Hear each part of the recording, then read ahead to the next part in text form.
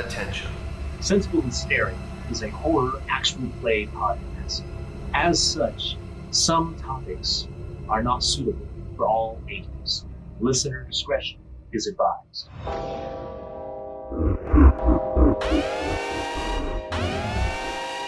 Good evening and welcome. Welcome back to Sensible Hysteria.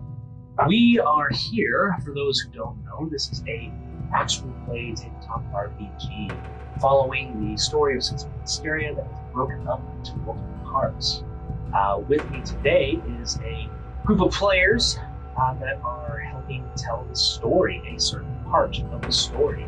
I am the GM, and I will be running pretty much everything except for these heroes, if we can call them that in this setting.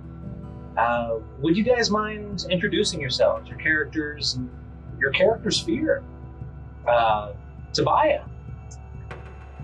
Yeah, my character is Brand Nightshade. He's a guy who was raised in the cause, living on the streets. He's a rogue, actually, and he likes to make his way around the streets with his very cool red hood up, his two red blades, and a very long armored coat. And he's always down for pretty much a drink in one hand and whatever he can find in the other, be it coin or whatnot, you know? Okay, drinking. And then, apart from that, he's always down for another adventure, but usually finds people pretty judgmental of his looks, but it's helped him so far, you know?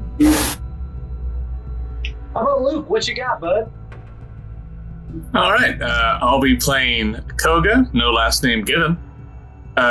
He presents as a human man of Mwangi descent with a single blood red eye that there's no need to question. And he's a sorcerer of impeccable bloodline. Don't even worry about it. Oh, and he's afraid of being buried alive. Fair enough. George, what you got? I am playing Aang, no last name either. Aang is a monk who used to be in the circus. He was an acrobat in the circus, very good at entertaining, very good at moving around at fast speed and avoiding things. Aang is afraid of never being able to move again, so he's afraid of being paralyzed. All reasonable. Won't come back in any way at all. So for those of you who don't know, I'm assuming you don't know, but this takes place in the flying city of Udelvi. The flying city of Udelvi. And you guys are going to be in more of the wealth-challenged area of this floating city, known as the Second Core, more precisely in Crescent. Are you guys ready to get into it? Let's do it. Yeah. Okay.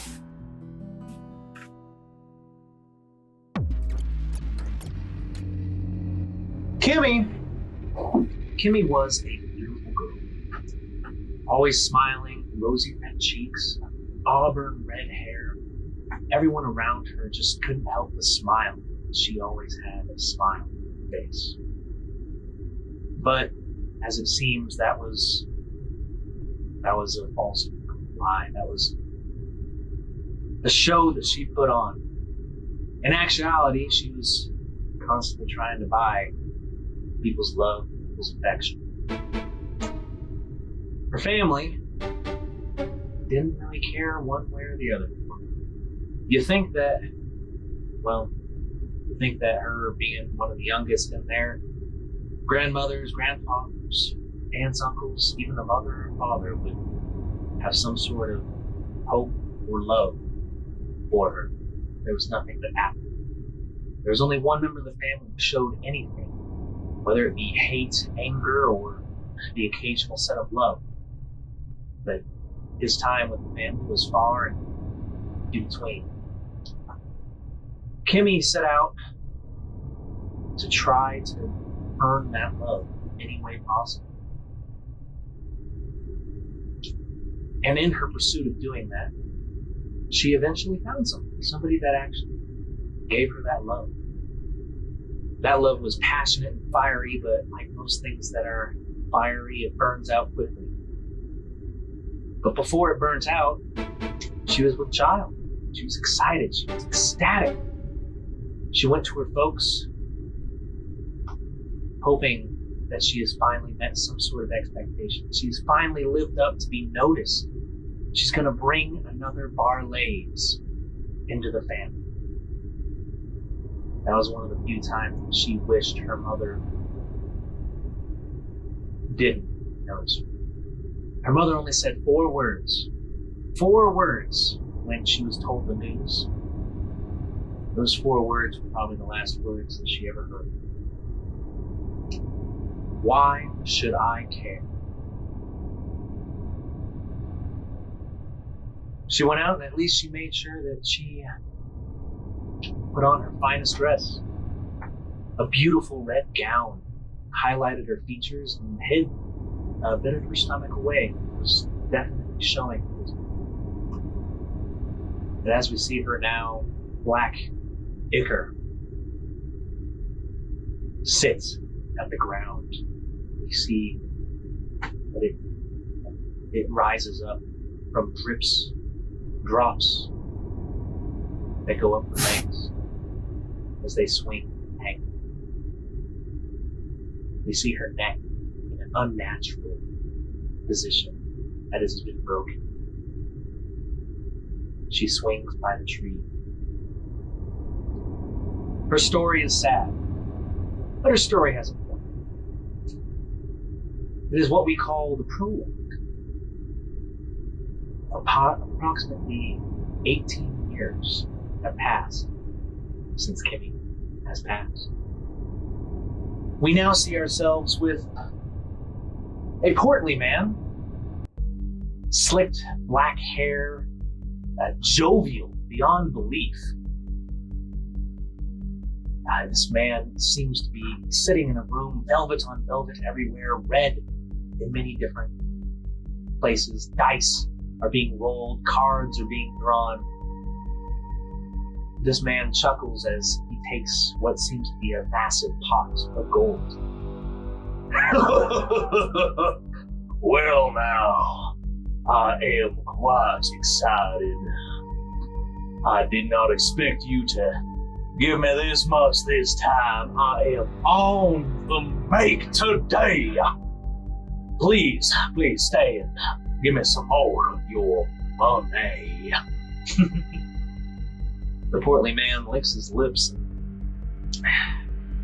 The people who are playing with him slowly leave one by one until he is the only one left. Well now, ain't much fun just playing against the house. How about you just keep serving drinks and I'll tip you this gold here, mister. Well, you're not a bartender now, you're my card dealer. Well, I'm sure somebody will be on the make and walk in soon. The man sips on a whiskey as he waits, staring at the door and around on occasion. You do see a little bit ahead as a man walks in. He walks in, he seems to have his wits about him as he comes in, and the portly man speaks out to him. Well, stars and garters, and look at this. I am not the only bull surrounded by cows now. I do believe you are, well, one of the people I have been looking for. Are you the silver-tongued man seeking a job of a lifetime? Luke, would you like to describe that? Sure. Khoga is about 6 feet tall, about 190. Pretty lean guy. Dressed decently. I think in this case, he's wearing clothes that look like they would blend in well to a crowd. And he is walking in with, let's say, Verve and Elon. He enjoys getting paid. Well now, sitting next to me, I would love to be able to get to know a potential, we'll say, colleague and such. There's about 2 more coming in. He appears to be playing some sort of poker game and invites you in. Oh, well, don't mind if I do. There is a single dealer at the table who looks a little annoyed, just waiting for you to. So, you're interested in this head job. Are you the smooth talking one? Or are you the one who punches things? I don't quite remember. Well, I can assure you, I don't punch things. Well, fair enough. Pick your poison. My treat. I typically go with whiskey myself. What would be a top shelf drink in this establishment? This establishment, so this bar is known as the Broken Wing, and it's a hidden gambling. So they've got higher class whiskey, they've got some certain kinds of vodka, stuff like that. Oh, it sounds really gross. Midori. I'll have a Midori sour. Well, that is an interesting pick. Oh, and it appears the other two are walking in. And I don't believe we'll have to wait too much longer. Just so you know, those two, they've apparently done some jobs together. Come on down, I'm Barley's, Donald Barley's, of course. I believe you're here this evening. Tobiah, George, would you two like to describe your characters? Aang comes into the bar, relaxed, looking around. He is wearing his normal garb, pants, looks a little bit agitated at the moment.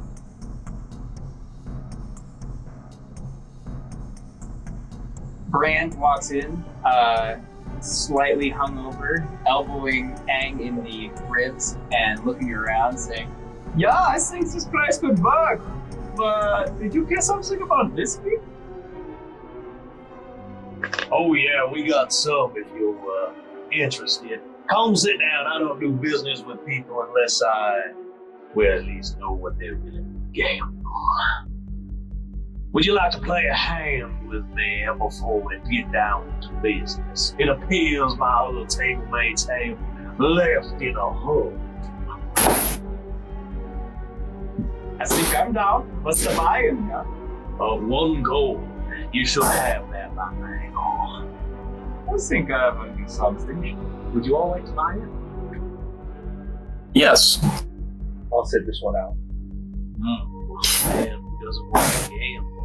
I don't know if I'm willing to work with you, sonny. If you're not willing to risk it all, then what are you willing to gain? My friends are risking it all with you right now. What do you want my gold for? Well, if you're going to be on the job, I want to know what you're willing to do individually. Trust me, he knows what he can do and what he can handle. And my goal is good enough for both of us. It's fine. He's the designated best market. Fair enough. Dealer, Miss Gobar, I believe. You please, deal is in. Only 3 this time. So, this is a quick little camera. You can do a 1, you can use a thievery, or you can do a straight 20, unless you have some sort of other skill or lore that should work for this. The highest roll will win. And it would be wrong to use offensive magic to, sway this, right? You're doing it overtly or covert? Yeah, no, I'll just bluff. That just roll deception. I will also be bluffing. Let's go for one of the deception, yeah.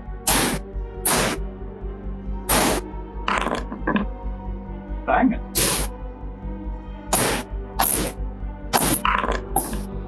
Well, I am a bit ashamed. You were able to even beat me out. But good for you, Mr. Khoga, I believe. I am interested a bit more in you. Brand, I assume you're not much of a gambler. Not with money. Fair enough. I heard that you like to gamble with children's toys or the like. Dinosaurs or goblins or such, from what I hear. I'm going to act like I don't know what you're referring to. Yeah. Sounds like a story in itself. Oh, I am quite afraid, actually. Anyone who wishes to make a perception check. Yep. Perception. You see, where we set this game, it was the first time I actually lost tonight. Brandon, you noticed that the dealer was playing with marked cards. Somehow he still lost. That's embarrassing. Well, I guess it wasn't my hand. Congratulations, Brand. I guess you won the pot of 3 whole gold. Now, should we talk business? Yeah, let's. All right. Y'all, look around. Y'all know this ain't a strictly legal job, yes. Continue. All right. So, as you may know, I am of the Parlays family, but I am something of a black sheep. And I have a job that will make history. There are 2 parts. The first part is we're going to rob my sister blind. She runs the hen house. I don't know if you've heard of it. It's that gambling shit out on the bay. Once a week it comes out. And luckily for us, it goes out later tonight. Oh yeah, I'm aware. I've been thrown out of that. He's fine. Oh, I am impressed, because normally the only way to get in is to have an invitation like the ones I have here. And he's flipping a paper in front of your face. Yeah, that's why I got thrown out. Well, now, you may think that we're going to be robbing money, but that's not the goal of this arrangement. This part of the plan has, well, 2 parts as well. The first part is I need you to take a specific document from her vaults on the ship. And the second is I need you to place this in her vault. And he hands you a wooden box with a strange symbol on it that appears to be a couple of crossed out eyes with a top hat and a mustache. Brand and Aang, you would both recognize this.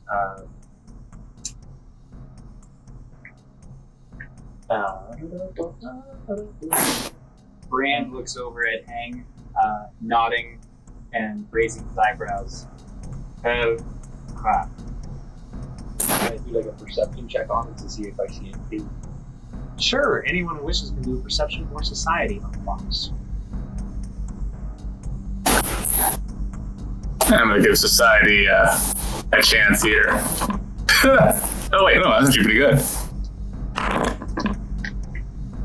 All right, Khoga, you definitely recognize that symbol. That is the symbol of a certain organization called Tattle and Consternation. They seem to be the root of certain mishaps that keep on happening in the city. Strange oddities, people dying, going missing, sometimes exploding. Their symbol is found there. Allegedly, they're a toy making company. Brand, you know all of this because of your adventures where you are actually having problems with the law because of one of those toys. Yeah, I have some vague recollections about the dino robots and whatnot, yeah. I did hear a thing or two about that. A bunch of kids died. I hope you got what you were looking for. Well, it certainly wasn't that, but we got something besides a headache that was... Well, this is partly revenge for you, I believe. You're to plant this box in there after you take the paper to, one, divert suspicion from us, and two, get people on the hots for them. They don't typically work in the first core, and that's where this first part of the job will take place. Should be easy enough. Simple sneak in, opens the box, takes out the box, inside the box, and takes the document. Are we the only ones that know about this job? Oh yes, well I do have an inside man who, well actually should be getting ready to go over there soon. She should be changing into the correct uniform. As he does that, he looks over at the card dealer from earlier. Now she looks over to y'all. Yes, boss. I'm heading out. You ready for me to go now? I can go now. Oh, that sounds quite good. She is only allowed on top deck, from what I understand. She's a bartender over there. Oh, by the way, as I mentioned, I am of the Barley's family, but you don't dare mention that you're with me. My sisters and I don't really get along, see? It would probably cause a lot more problems if, one, they figured out it was me and not these evil toy makers, and two, if they figured out it was me, I may have mentioned that, don't tell them that it's me. Bad things will happen to all of us if you tell them that. Okay, yeah, we can be subtle. What type of trouble should we be expecting? Well, it is pretty much the highest class that goes over to the hen house. And a lot of people go back into pocket, if you know what I mean. So because of that, my darling little sister, being the wonderful lass that she is, has a quite great deal of protection there. Nothing we should be super burdened about, right? Well, there's a couple of guards and a couple of swordsmen, probably. Probably a few guards.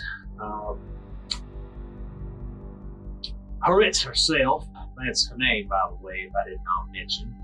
Harriet Barlays. She is a bit of a, we'll say a gunslinger. She likes to fire rounds of hot lead over at people, and has a bit of a pirate temper. She also has her main man, a drow. I've only ever seen him in the city of his species. His name is Orvid. He's a bit of an angry man. He doesn't talk much. He's kind of like a fellow Aang man, but he has a keen eye and has been known to throw people overboard if he, well, gets a hint of suspicion. I think I How would you? the hot-lead personally. Any weaknesses for your sister that we can know about? And is she a creature of habit? Something that will help us penetrate better. Wink. That was for you. Well, she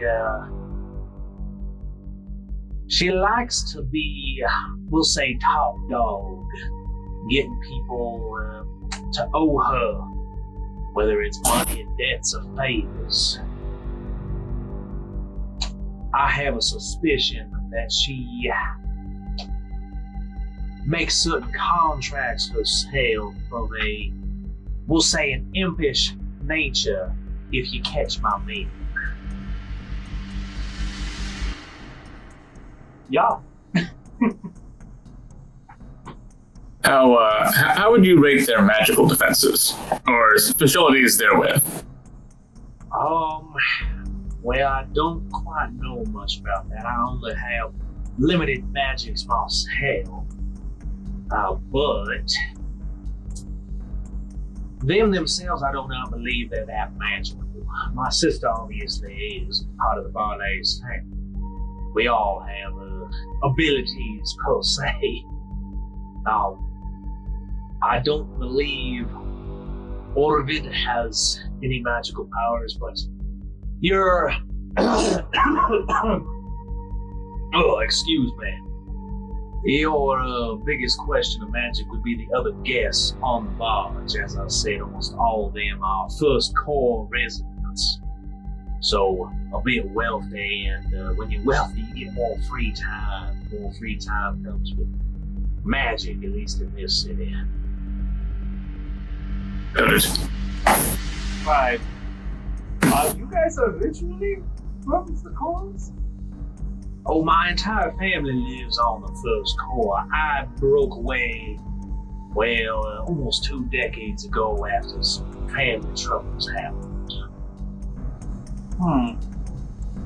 Yeah, you have a very interesting accent. Yeah. Oh, I know I don't quite fit in with most of the people out here, but someone of my portly figure might as well speak portly as well. All right. I feel like you stick out like a sore thumb here. I think we're going to stick out like a sore thumb over there. What are you going to help us out with to kind of get us looking right? Some clothes, some gold, stuff to kind of get us in the door, you know? Well, gold I don't know about, because you've already won the game today, so I feel like you should be covered. Clothes-wise, I can assist you in your disguises to make yourself look a bit more noble. I feel like my biggest work is gonna be this. Actually, all of you kind of look strange, except for Mr. Khoga. I'm pretty sure I can make you look like maybe a military man of the city. Bet you they do see some sergeants and whatnot go down there to relieve some steam. Would it be possible for one or for both of us then to be specialty protection for this military gentleman? I can do that, but probably still gonna need to. Yeah, probably still gonna have to dress y'all up a bit. I'm surprised none of you have asked about the take yet. What is the thing? As I said, you're taking a specific document, a specific contract. Inside of the lockbox man, there should be a contract for Miss North Sandcall. She is a sergeant that works in a very specific area. That is the identity of our true heist. This is to get us in the door. Right on. I recommend that if you do help yourselves to the money in her vaults, my sister's vaults that is, you keep it low so she doesn't catch on. We're trying to blame those evil toy makers. Yeah, the toys. Well, when it comes to reaching your hand inside of a woman's vault, you have to be very subtle. Oh, I get that. You do know that's my sister. I mean, we don't get along, but anyway, Just talking about the heist. I don't know what. yeah.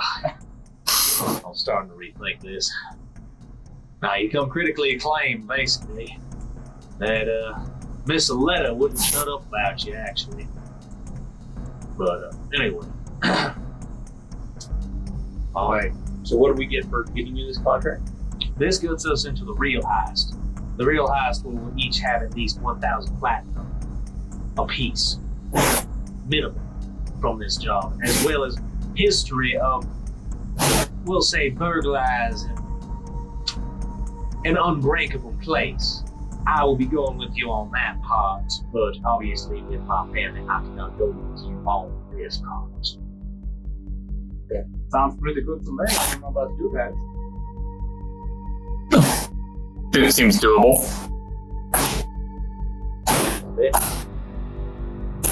This good bar starts to head out.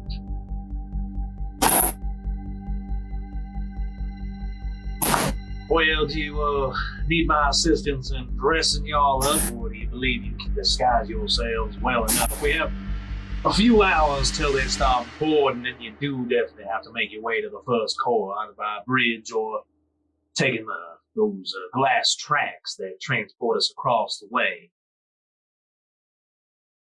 Yeah, we'll definitely take the clothes. Yep. Yeah, I think that sounds good. All right. Well, before I forget, when you take that lockbox that with the twaddle and do not open it.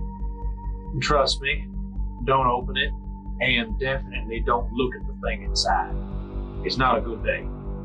Anyway, I'll have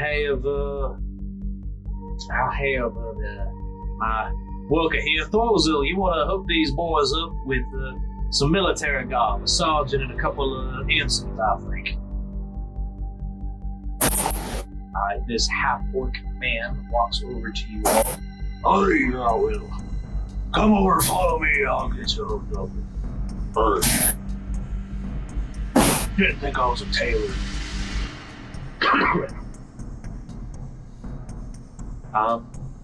Yeah, so if you guys want, he can roll his check to try to hide you guys, or if you guys have your own stuff. We'll be rolling soon. Deception. Okay, good. Okay, do all of you want to take his? I'll do mine. Is there a way to know ahead of time if he's better at it than I am? You can watch him how he does with Aang. I will watch how he does with Aang. Yeah. He does pretty well. Aang looks like a military man. Aang, you are in formal military garb. You've got some agalets on your side. You have this toy fake rifle. You think is probably a toy, because it's definitely not a real rifle. But it looks the part. You look like a guy with a gun. Do I have gloves on? Yep. Awesome. Can I put my hand wraps under my gloves? Yes, you can. Okay. Who's next? I'll take care of you here real fast. I can do it. It's fine. I let him forward. Okay. Even better. You definitely look the part. You even got a little hat. Aang was just rocking it bald. You have a little folded hat. You even have a name tag too. Hey. Well, I like that. Studios and you, Baldy. What about Khoga? What are you doing? Khoga, who prides himself on his own disguises, is going to amusedly see what this guy can do for him. All right, this last one here. You should be the easiest. I mean, you look the most normal. That's what I thought. And he rolled so horribly. The uniform is unstitched. Parts of it are coming off. The name tag is upside down. Your shoes are super dirty. Where you look over at you look at over your comrades, and their shoes are so shiny that they're reflecting. You can almost like shave. Yours look like you just ran 3 miles through mud. Khoga looks down and just says, I can make this work. Maybe you're a sergeant down on your luck. I don't know. Now get the heck out of here. I'm not a real tailor, and parlays just makes me do this crap. Down in your leg, Really? like down in the mud. Yeah. So you guys head out of this area. Where do you guys go? You got like 2 hours until the barge takes off. The hen house. Well, do any of us have any type of tools that we can use to break into this lockpick and everything? Yes. Yeah, I don't have. I don't. Any of us got any abilities? You a magic man, you got any things that could probably crack open that thing so we can take the other thing and say? Oh, I'm more of a talker than a B&E guy. Aren't we all?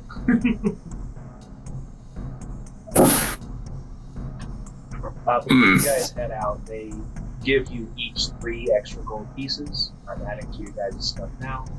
And gives you the wooden box with the symbol.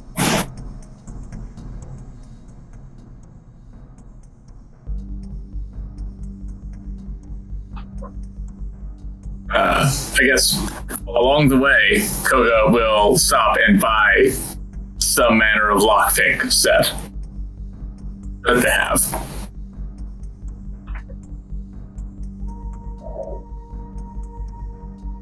Dang, that is literally all of your money. Well, yeah, I spent it all last time. All right, you buy yourselves these tools. Do you guys head over? I'm assuming you guys are going over to the first core. All right. Would I be able to also get a set of seeding tools? Yeah. How much are they? These tools are about 3 gold apiece. Good God. Okay. And then if you want the higher quality thieves tools, those are sterling thieves tools. They will cost you a bit more. Oh, and there's actually lots of different thieves tools out there. There's even, if you want to buy concealable thieves tools, they're only 80 gold.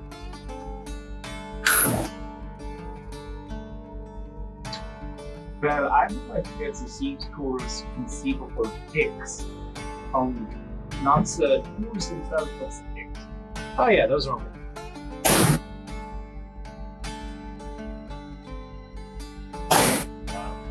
So you guys stop by. This little shop that's on the way. It's Angel's Grinders. There's a little goblin in there who sells you guys what you need.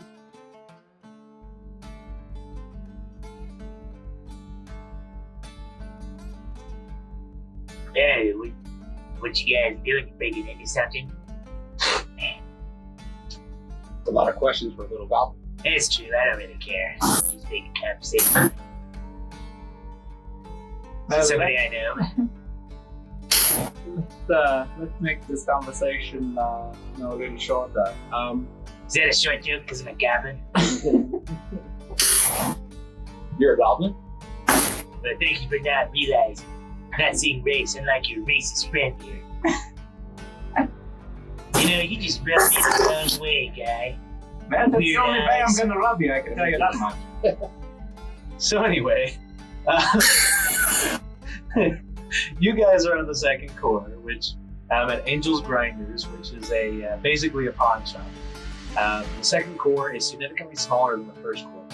To get between the 2 cores, you can either walk by taking the bridge, which will take you about an hour to 2 hours to cross entirely, or you can pay.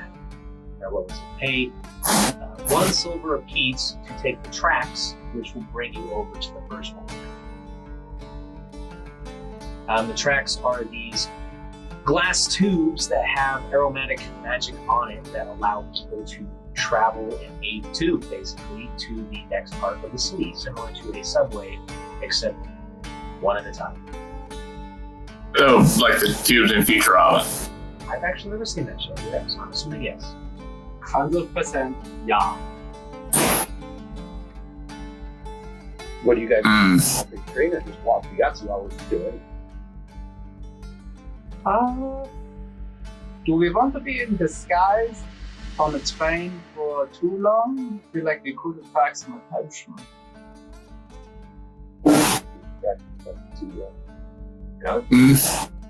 Taking the tube will take you about 30 minutes to get across because you have to make a couple stops because that's how it works. So be there. Let's say tube. Hitting like the walk would probably help to sell the storyline I'm building, but or explaining why it looks like shit. But I don't actually want to do that, so let's go with the tube, and let's hope I'm good at acting.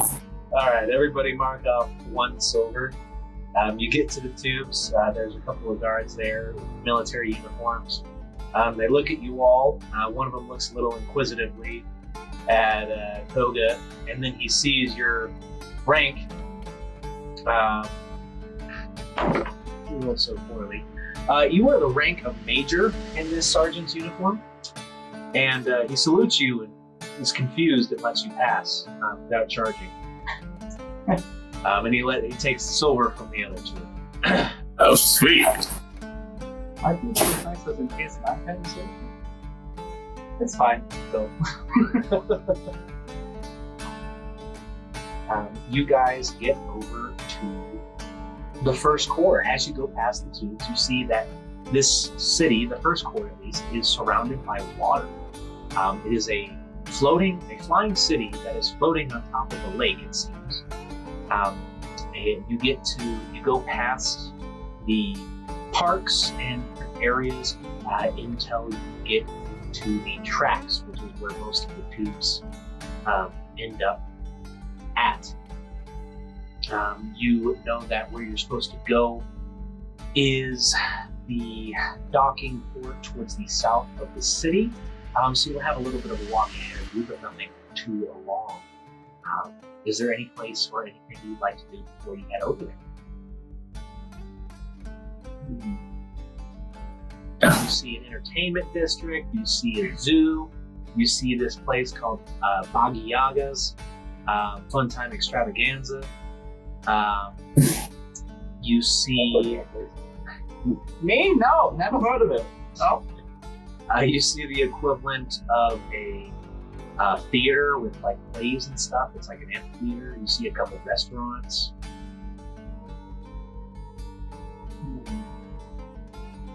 Well, we got some time to kill. What about you, Baldy? What do you want to do? I said we could explore a little bit if we got time to kill, unless you guys want to do something else. Oh, exploring works for me. What was the Baba Yaga one? I think I don't know. I think my friend Brand here is not too fond of that place. But why? Well, let's just say they have some mechanisms, some games perhaps that 10 children. Yeah. yeah, that is. As you guys walk, you go over to Baba Yaga's Fun Time Extravaganza.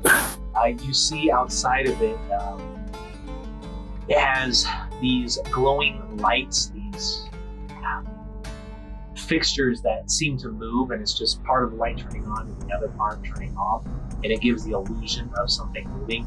You see this, in some of these areas, this dinosaur, this raptor-looking dinosaur on a microphone, this pterodactyl-looking dinosaur on drums. You notice that they're replacing parts of it.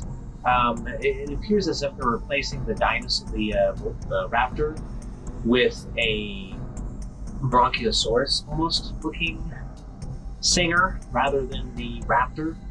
And then it says at the front door, it says closed for the next 2 weeks, maintenance. Oh, dang. Looks fun. I hate That's whatever you guys are saying about dead kids. Anyway. I hate this place so much. I think it has character. Reverse kind. Okay. How do we look forward to the entertainment district? Yeah, let's go do something. Let's chill. Let's get some crap away from here. Yeah. So as I said, in the Aneti part of the district, which is basically, or part of the core, which is basically the district, you have a zoo. You have the 1,000-foot donut factory, Off the Rocker, Reach Higher, the Feisty Peacock, Tark's Expeditions, and so on and so forth. Obscure Oddities. That's like the main places that may draw your eye.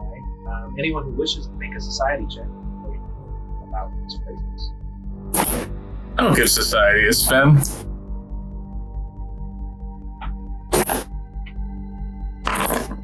Nice. Ooh, that's funny.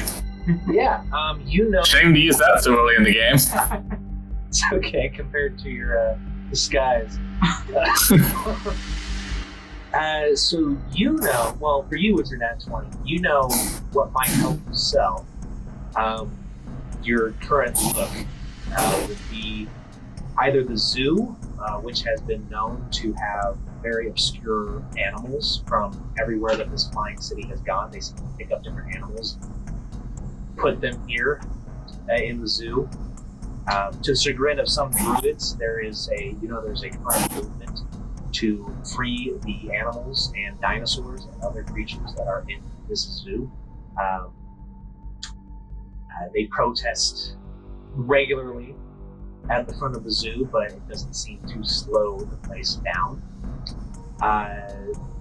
Off the Rocker might make sense because it is a gag gift store and magic shop. Allegedly, they sell high-quality magic gear as well as joke magic. The rumor is that the owner likes to mess with people and tell them that the magic stuff is the gag stuff, and the gag stuff is the magic stuff. Classic. There are rumors that that place is also run partly by Twaddle, and Consternation. The place that you guys have that box and are going to plant. It could behoove us to maybe pop in there, and anything that we get from that place might, keep the calm going.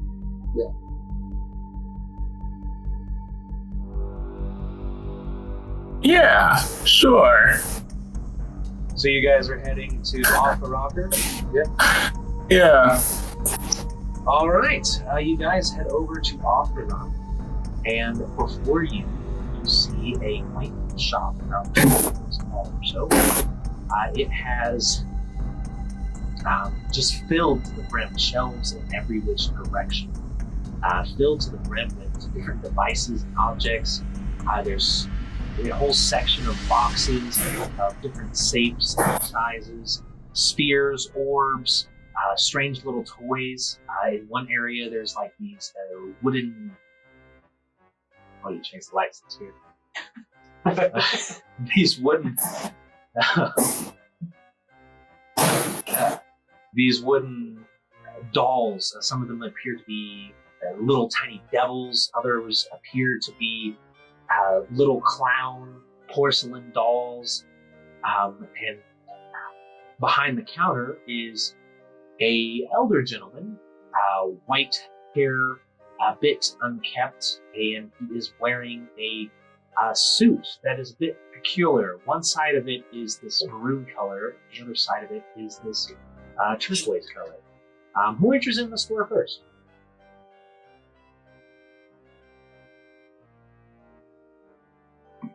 Not Khoga.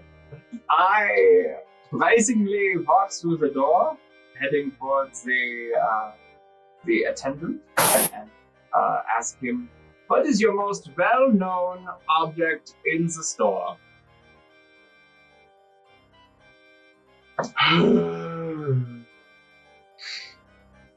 The man, he sighs greatly, and he moves in a odd fashion.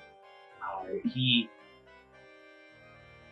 moves in bits and pieces, as if he can only move one side of his body at a time. What do you mean by that? Military.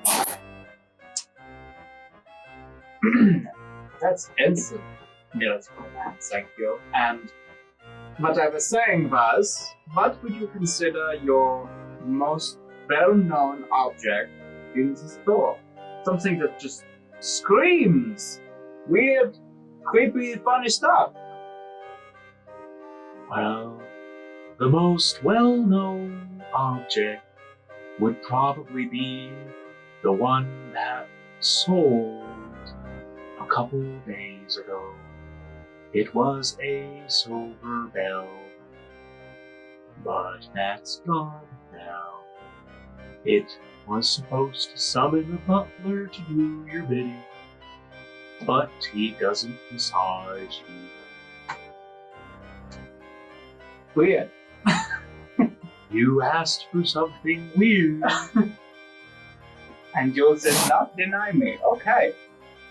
What would you consider your second most popular item? You know, and just something that really screams all of this. I don't. You can talk to the boss if you want.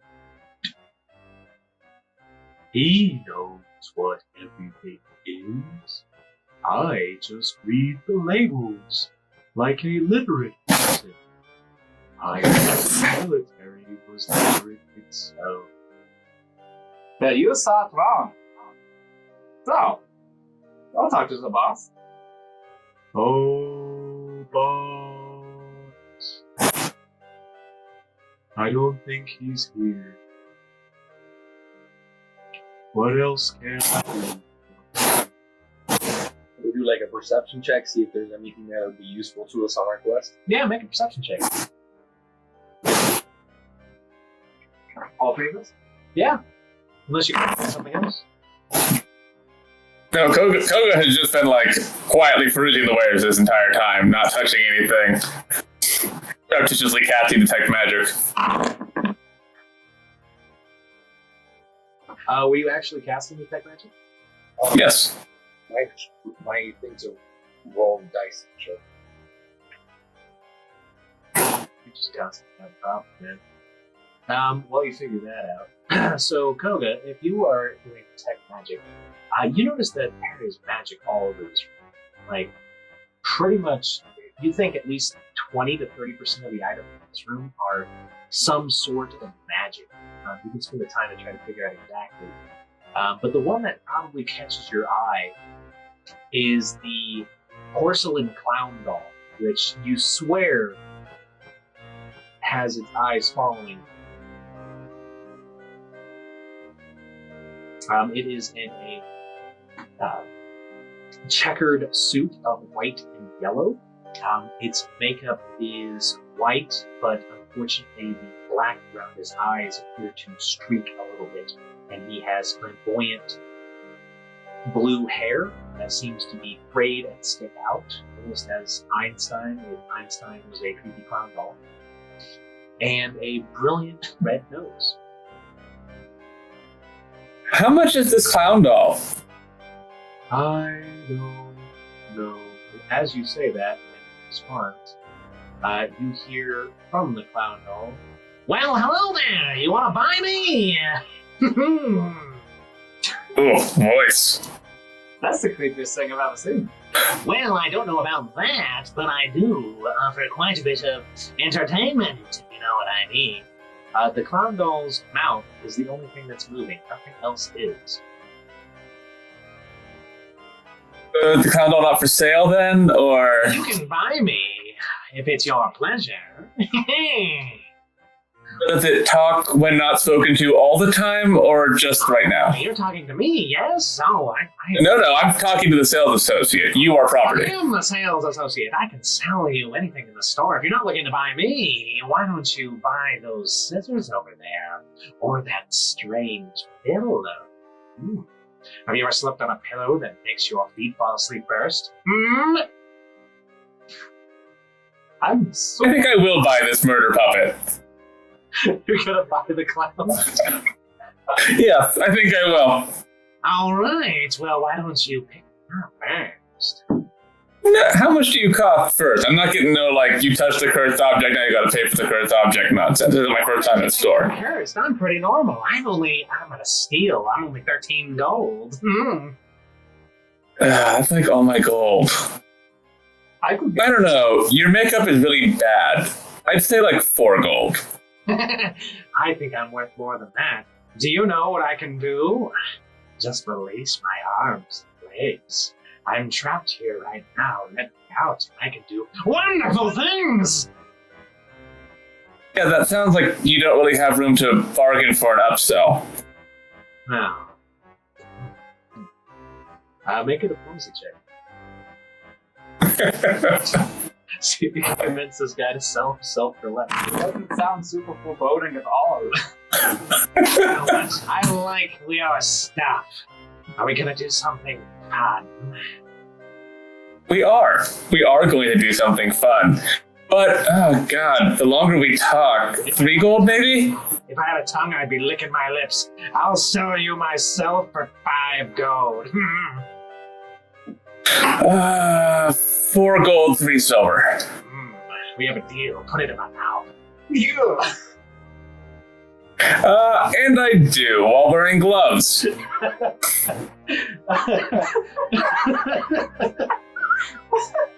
I thought I was creepy. This guy is okay.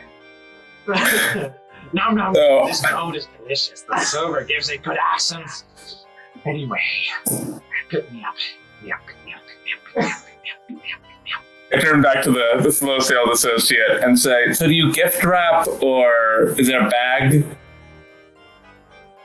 Like a box or something? I don't know how that thing came back here. That's not my question. You can just take it. Yeah, I know. I paid for it, I think. I want a bag. But you didn't pay. You can buy it. I'm confused. Please give me a bag. Okay. I think I have a paper bag. And then he goes down underneath the desk. But not bending over. He just seems to sink down. And then he Sure. comes back up. Here's the bag, if you want. And he Thank you. hands a brown paper bag. And so you know how when you pick up dog poop, you like turn the bag inside out and use it as a glove for your hand? Yeah. That's basically how I'm touching this doll. Okay. You do that, and the clown. Watch your fingers. The clown doll, is in your hand, in the bag. He goes, "Well, this is quite a wonderful thing. I didn't ever catch your name. What's your name, stranger?"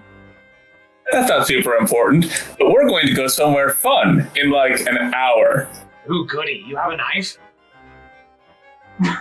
Of course I have a knife. I'm a person in public. Put it in the bag. No, Put it in the bag. it's my knife. Put it in the bag. It's still my knife. Put it in the bag. Look, we'll get you your own knife later, okay? But for right now, you have to be not talking because it'll be hard to go somewhere fun with a loud doll. Hey, why don't, if you look like shit and you said I look like shit, we're like a team. Wait, I'm not supposed to Yes. Yeah. talk. Why? Well, because... I think I hate it. Are you resistant to fire by any chance? All right, I'll stop talking. Very good. Just tell me where we're going and give me a knife. We're going to a room full of soft, defenseless rich people. And when we get there, we'll see about that knife. Ooh, goody. All right, I'm going to be quiet now. If you need me, just remember, my name is Jackson. You gotta breathe too when you do it, otherwise it doesn't count. Well, I didn't catch a portion of your name, but I'm sure it's unimportant. And I roll up the bag and like put it in one of my like shitty jacket pockets. And I turn to the other 2 guys and I'm like, this was fun. Yeah, I don't feel buyer's remorse at all. Well, you didn't buy anything, silly. That's my point. I think we should go.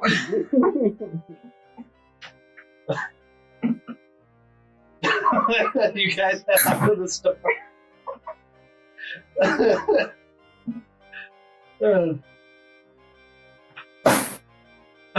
Again, Khoga is perfectly normal, and there's no reason to look into anything about him.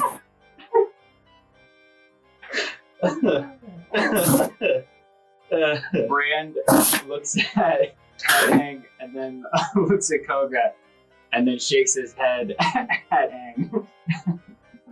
And on that note, I think we'll end this one right here.